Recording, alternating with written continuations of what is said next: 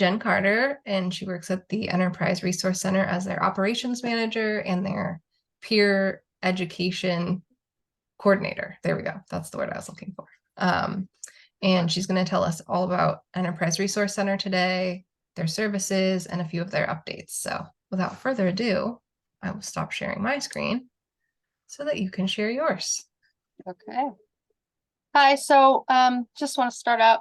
I'm Jennifer. I actually told my story at the NAMI storytelling series recently, and just to kind of briefly go over that, I was diagnosed bipolar when I was 26, and it took me about 25 years to find the Enterprise Resource Center. It's an amazing place. I started as a participant and then became a volunteer, and now I'm helping run the place. It's been an incredible place for me, and I see that the people around me are also really benefiting from it. So I'm excited to tell you about it today. So I'm going to share my screen. I have a, hi Lou. I have a, oh, it says I'm disabled from sharing the screen. Amanda. Let me go ahead and fix that for you. So I have a PowerPoint that I put together. Maybe if I just put you as co-host, that will help. Yeah. I'm not sure why it's doing that for you, but let me know if that worked. Okay.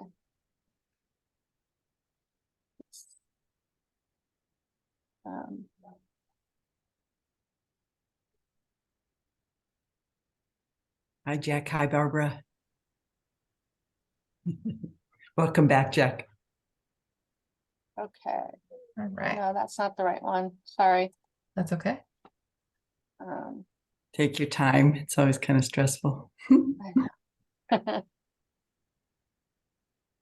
There we go. I think this is it. Is that it? I think so. Okay. Yeah. So the Enterprise Resource Center is also known as the ERC. We're a project of mental health advocates in Marin, and we're sponsored by Marin Link and funded by the Mental Health Services Act through the County of Marin, BHRS. We're a new agency that's entirely run by consumers of the mental health system, and we all have lived experience with mental health challenges and or substance use disorder, including our advisor or our board, and we're working on our nonprofit status. Can you guys see that?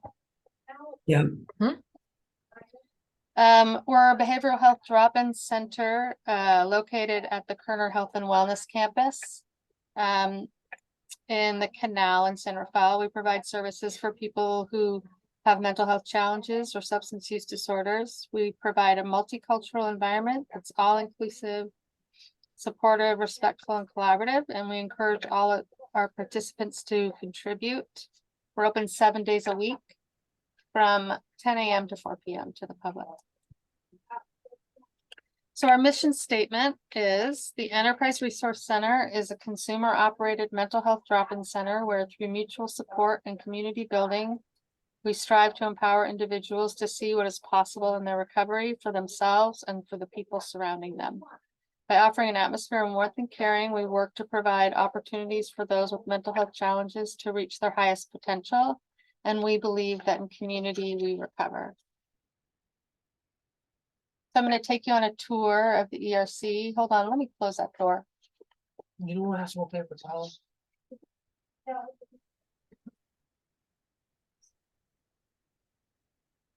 Sorry. No. So this is the ERC, since you're not here, which I encourage everybody to come and see the ERC for yourselves, and we will give you a tour. When you walk in to the ERC, you'll be in the reception area with a large mural by Matt Tasley. He's a former ERC participant that we'll talk about.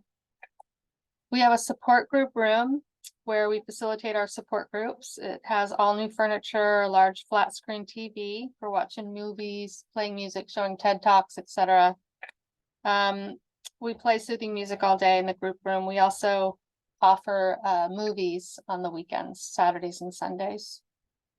Some folks that come here don't have a home, so there's nowhere for them to join their friends or family and watch television. And I know that seems like a small thing, but for a lot of people, it is community and it gives them a feeling of home.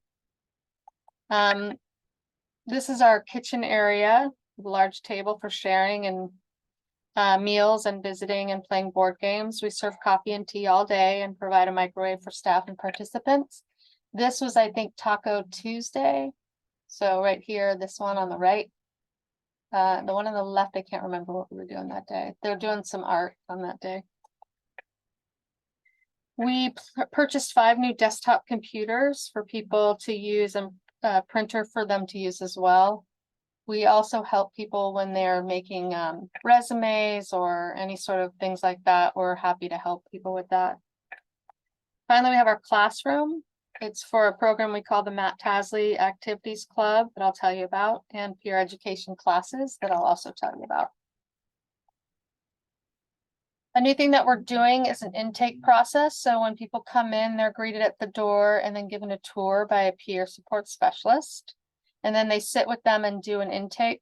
They ask them a series of questions on our intake form, and it's all voluntary. All the questions are voluntary. And it's to form a relationship with them and to establish how we can support them and help them in their recovery and in reaching their goals. And then including it in the packet is our demographics form, but also our code of conduct, which I'll show you. We have them sign it. And our code of conduct and expectations are quite reasonable, I think. Here's the list of what we ask them to sign.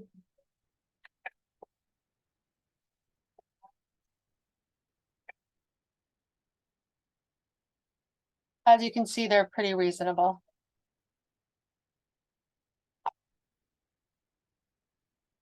So the services and programs that we offer.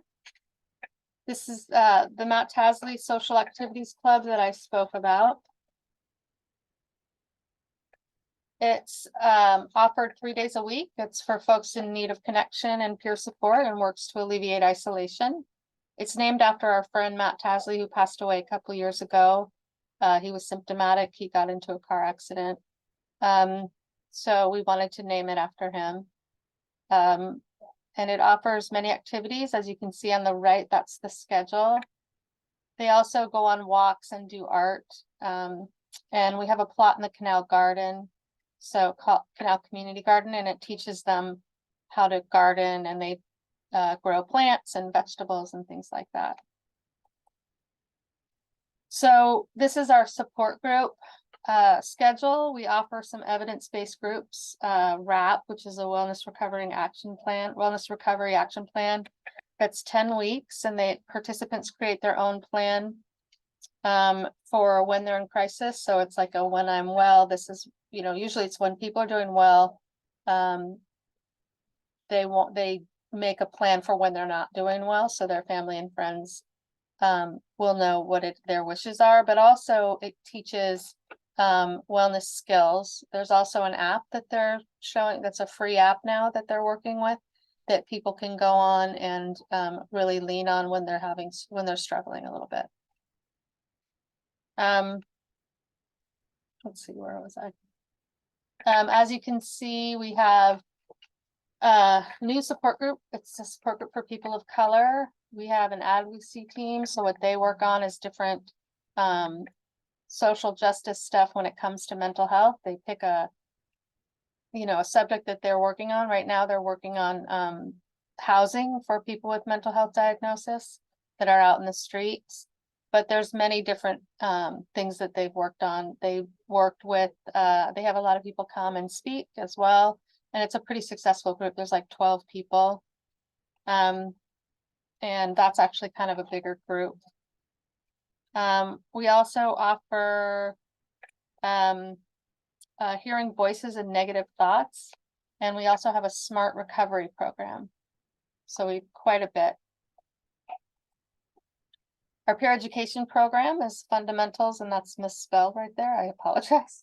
Of peer support. It prepares people who are or have been consumers of the mental health services for roles in the mental health system as employees or volunteers. This course prepares people for employment or volunteer positions as peer support specialists, but it does not lead to certification. So there's a state certification going on in California that I actually just got certified with. And it's where you take an 80-hour course and you have to take a state test. It's kind of like any other state test or state certification, and it qualifies you to bill Medi-Cal. So it's become, you know, something that a lot of employers are actually looking for now.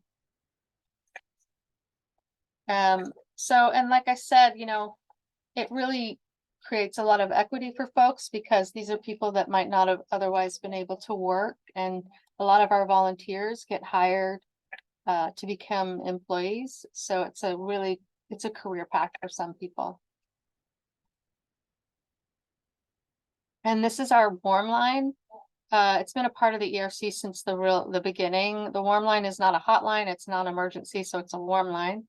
It's a confidential peer-run phone line that's answered by trained peer support specialists with their own lived experience with mental health challenges. We make sure that our strongest peers are on the warm line because we know that they're alone and they don't have a lot of support around them while they're working. So we want to make sure that those people are really educated as far as peer support goes.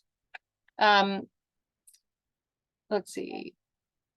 It provides a safe space for people to talk about anything that's on their mind and get emotional support. Our warm line hours are 7 days a week from 9 a.m. to 9 p.m. And this is our peer companion program slide. It's a program that's been really successful. It's been a part of the ERC for a really long time as well, and it's proven to be really successful. But for us, it's been probably our most successful program. It's where two peers are linked that are looking for extra support or socialization, and they meet once a week in the community. And they go on like walks or go get coffee and whatever they want to do together. And then they come to the ERC once a week as because we have a meeting once a week with our person that's in charge of the peer companion program. And then when they get here, we give them about $5 each so that when they go out with their peer companion, they have money to spend on coffee or whatever. So yeah, it's a really successful program. So, and now they're starting to do things together as a group. So they're all hanging out on the weekends, and it's really created a whole community for folks. So our staff and volunteers, these are just some photographs of them. Our volunteers are the heart and soul of the ERC. Peer support is an integral part of the mental health recovery for both the participant and the peer support specialist. We're so happy to be able to offer this invaluable service to the mental health community. And once again, we believe that in community we recover. And everyone is welcome.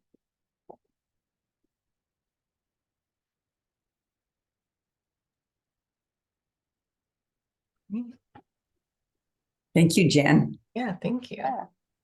It's really awesome. I had some questions. You mentioned an app that they use. Yeah, so WRAP, so it's the Wellness Recovery Action Plan app. And I think Okay. you could just look it up and find it.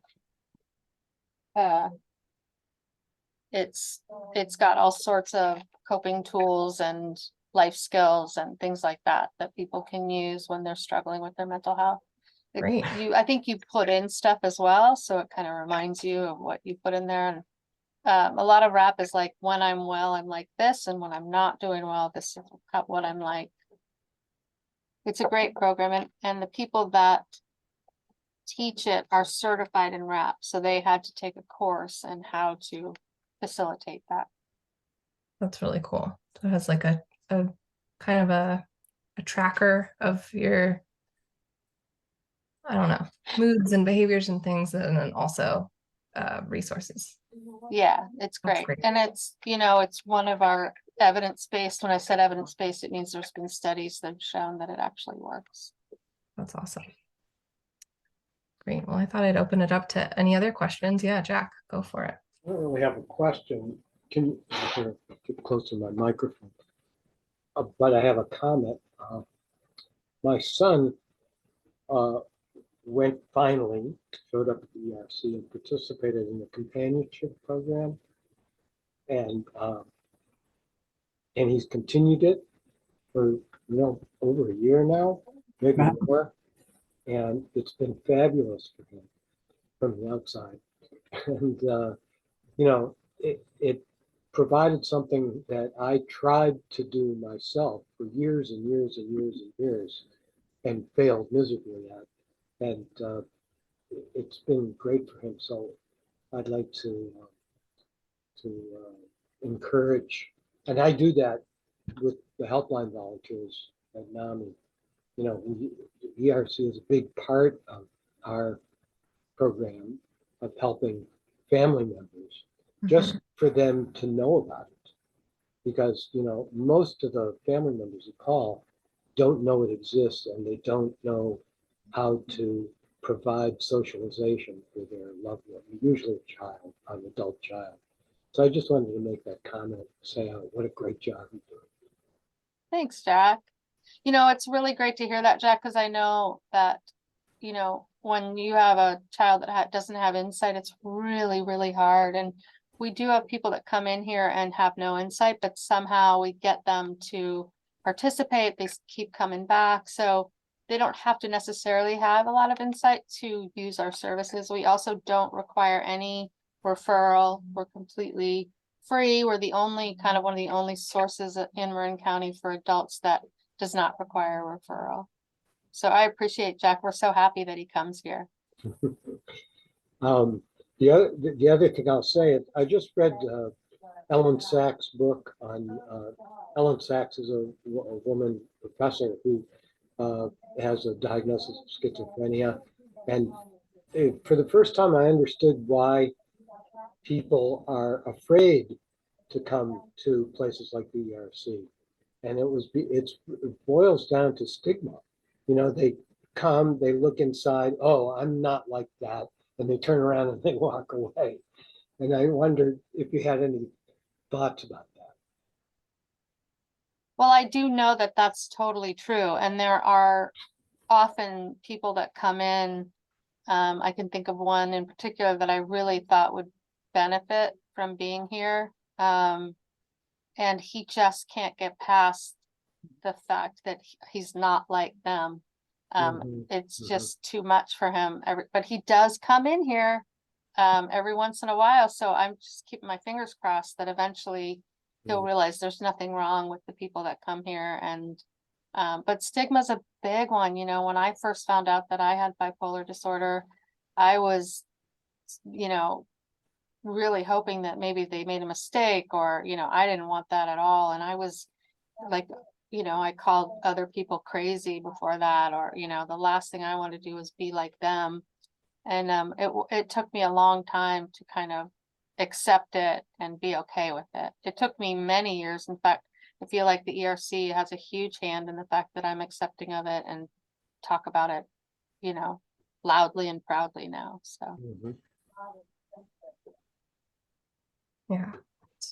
It's if you had a chance to go to ERC, it's really such a welcoming environment, and there's so many exciting things that you all do that I feel like that open door policy really does help to kind of bring people back who might, just be testing the waters a little bit and seeing if it's right for them. But you have so many fun activities and such a cool little community that you're building there. So it's great. We have 24 volunteers now. It's been amazing. We have people, we talk about how our numbers might be going down a little bit and we're concerned, but then I realized that that's not necessarily true, because all the people that come here are now wanting to volunteer. right. So all those people that we would be calling, participants are now actually our volunteers. So it's been great. Just to see the interest in being a part of it has been incredible. I wonder how the majority of folks get to you. A few of them have come, through NAMI, or NAMI parents might have brought them, but probably a whole bunch of them come from they come to events and learn about it, or. They do. There's a lot of case managers that will bring their clients in here with them. Mhm. We are definitely well known by BHRS teams. Other peers will bring their clients in. And then word of mouth. And also the fact that the ERC has been around since the 80s. So it's been here for 40 plus years. And so a lot of people already knew about it. When we reopened as a different agency, it's still, there were people coming back that I saw because I worked for Community Action Marin when they managed the ERC. And I'm seeing some of the same people coming here as I saw back then. I have a follow-up question, if you don't mind, about, if I'm talking to a parent or even a spouse or a sibling on the phone and I tell them about the ERC because they're desperate, they feel like their adult child is holed up in his room and never leaves and they don't know what to do and blah, blah, blah. And I'll tell them about the ERC but I'm a little at a loss for words as to tell them how to introduce their loved one to the ERC. I mean, what I did was I just brought my son. You were having an open house with free food, so I said, "Hey, I want to go and check it out." I didn't. One of the things I learned over the years, decades, is that I don't tell him, I think you should go and check it out. I said, I'm going to go and check it out. Would you want to come with me? That was my ploy to do it. And he said yes, and he came, and I think I've said this before, he left after 10 minutes. He wanted to leave. But then a year later, he came back on his own.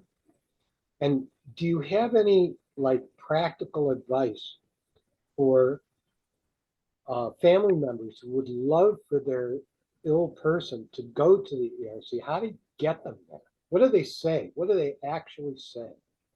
So I think you just answered your own question, Jack. I think exactly what you just said is how you do it. Another way too is for a parent to come in and set up a meeting with myself. And we can walk around and we can talk about it. I can talk about whenever that happens, and it kind of happens on a regular basis. First thing I do is say, are you going to NAMI family support groups? Because I always say, like, please take care of yourself as well.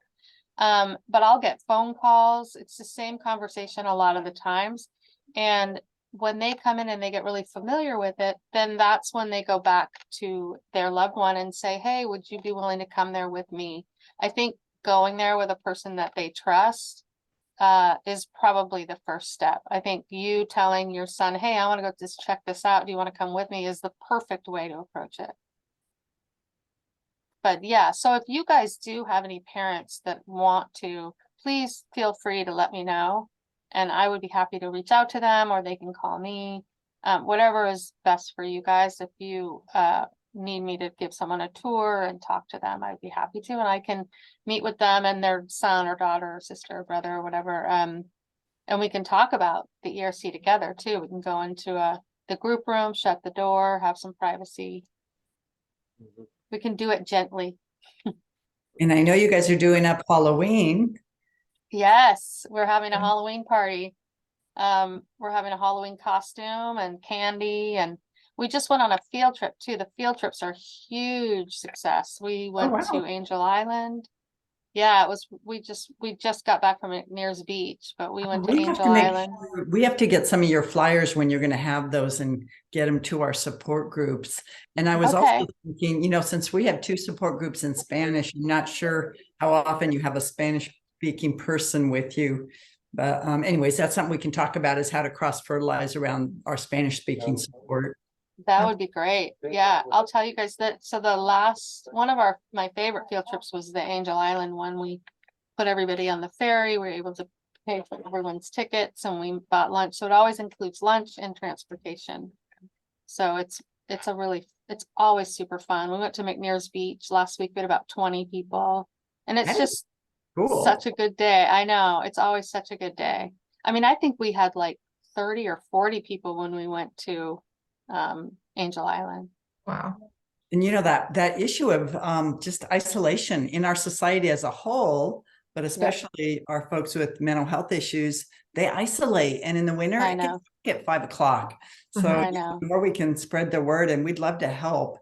Thank 'Cause, you. know, we have a database of about 2,000, and anyways, we can blast out some of the information. That would be great. I'll send you those. You guys are on my email list, right? Yeah. I think we get a lot Okay. of this stuff. So we have that new website, and can I show you guys the website? Yeah, please go Yeah. for it. Okay, so this is our regular website's published, but right now I'm working on the resources stuff, so I'm going to show that to you guys. I think that's it. Okay, you see that? Hmm. So this is just the home section of the website. We just talked about it. This is our team. So that's the address. But the newest thing we've done, so we do about, I'm just telling you about it, services. So we have a description of all of our groups right here under services. And then we have our schedule, group schedule, and the Matt Tasley schedule. And then I just made this. So our Awesome. resources is the first page is just about the access line. And then if you click on the access line, it'll take you to BHRS's website. And then mental health resources, we have you guys right there. It'll take you to NAMI Marin's website. So any of these logos, you can go to that site. Cool. So that's what I've been working on for the past 2 weeks. It's been a lot of work. So yeah, it looks like a very intensive project, but it's so Yeah, it's been amazing. So if you guys need, I used a lot of your resource guide as well, kind of a, yeah, so you guys really helped me as well. I love how Um, symbiotic our two organizations really are. I know, I agree. Really I was works. saying that today at the Board of Supervisors meeting, how it's such a perfect match because you guys help the families and we help the loved ones of those families. Totally. Yeah. Really It's covering. something I that- had a question, Jen. Sorry to ahead. interrupt. Yeah. Okay. I work at Felton Institute and Oh. I am new to hearing about the Marin County resources because I'm in Alameda. But I was curious if you guys have any TAY-oriented based groups or like young adult based groups. We work So- mostly with 18 to 30-year-olds. 18 to 30. Mhm. But on our website, if you want to go to our website, it's there is TAY services. So I have services for young people on there. And let's see, where is it?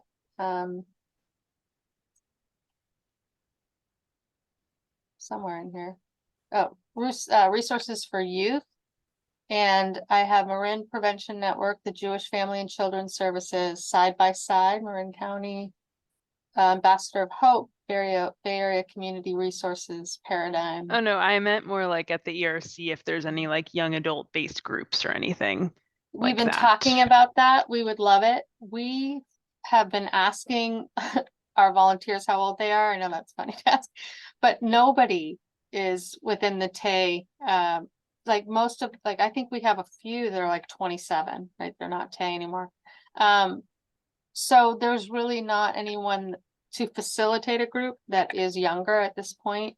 But we're hoping to do that. We're talking with, well, we've been talking actually to you guys. You guys are with the Felton, right?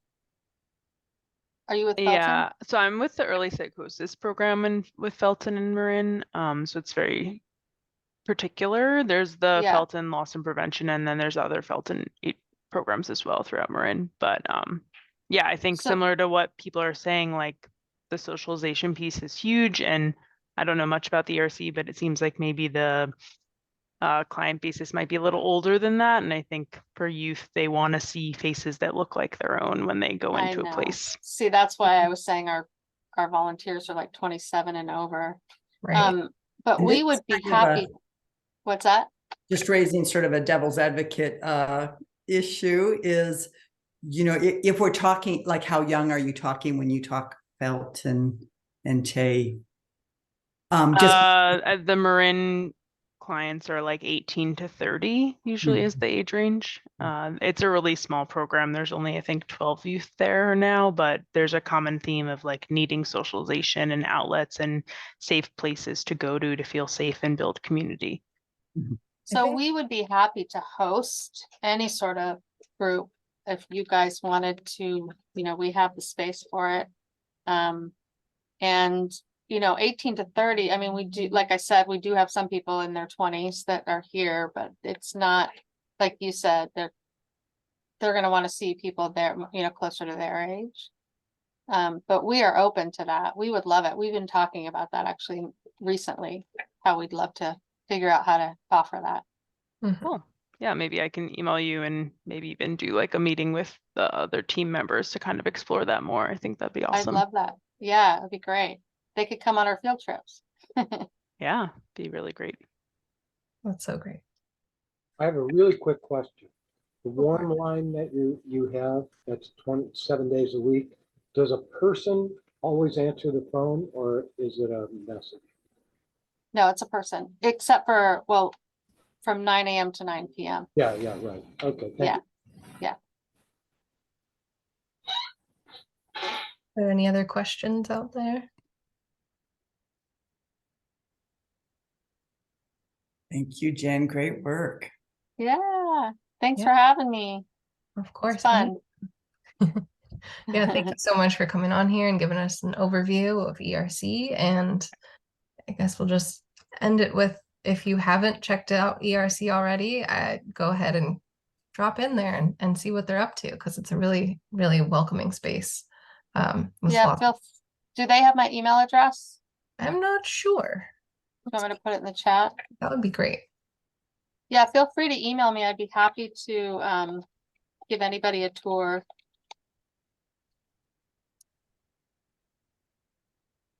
I'll wait for that. And then I'm just, while we're here, I'll give a little plug for your Halloween open house. So if you want a fun excuse to come by the ERC, NAMI will be there as well. And we're doing a costume contest, and we'll have treats from noon to 4 on actual Halloween, October 31st. So Love it. bye. Check us out. Okay. Beautiful flyer too. And design it. All right. Have a good afternoon. Yeah. Thank Thanks everyone for you. coming, and Bye, thank you. have a great Bye-bye. day. Bye. Bye.